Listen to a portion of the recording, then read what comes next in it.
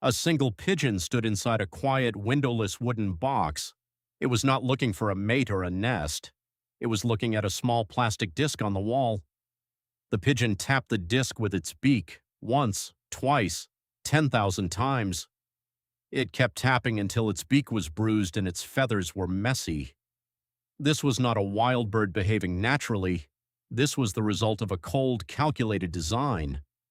The man who built this box was not a zoologist. He was a Harvard psychologist. His name was B.F. Skinner, and he had just found a way to rewrite animal nature. In the wild, animals operate on a simple logical system. They feel hunger, they search for food, they eat, and they stop. Nature has a built-in off switch called satiety, but Skinner wanted to see what happens when you remove the off switch. He designed a chamber that the world would call the Skinner box. At first, the experiment was simple and predictable. Press the lever, get a food pellet. Every single time. The animals quickly figured out the pattern. They pressed the lever only when they were hungry, then went to sleep. But then Skinner made a small, seemingly accidental change. He altered the mechanism so the food did not drop every time. Instead, the food dropped randomly. Sometimes the pigeon pressed once and got food. Sometimes it had to press 20 times, 30 times, or 50 times. There was no pattern, no logic, and no predictability. This is what psychologists call a variable ratio schedule, and it caused the animals to completely lose their minds. They stopped grooming, stopped resting, and stopped sleeping. The mere possibility of a reward became more powerful than the reward itself. They would starve themselves to death just to keep pressing the lever. Now look down at your hand. You are holding a modern digital version of the Skinner box.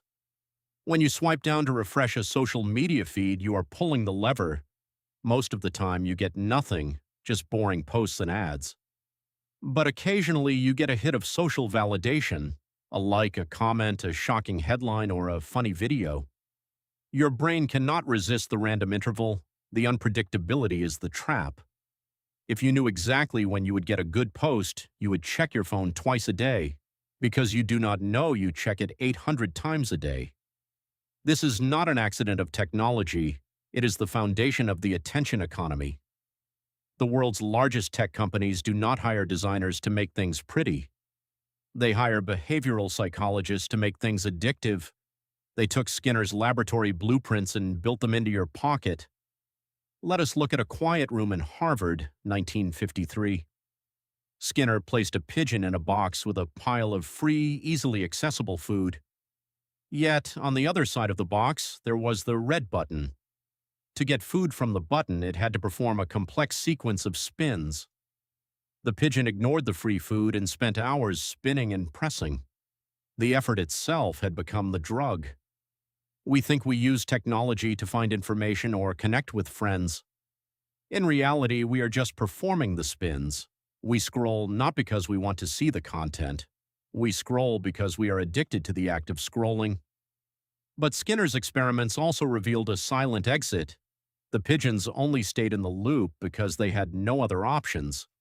Their world was restricted to a 9-inch metal chamber. Your world is not. The moment you realize the screen is a box, the spell begins to break.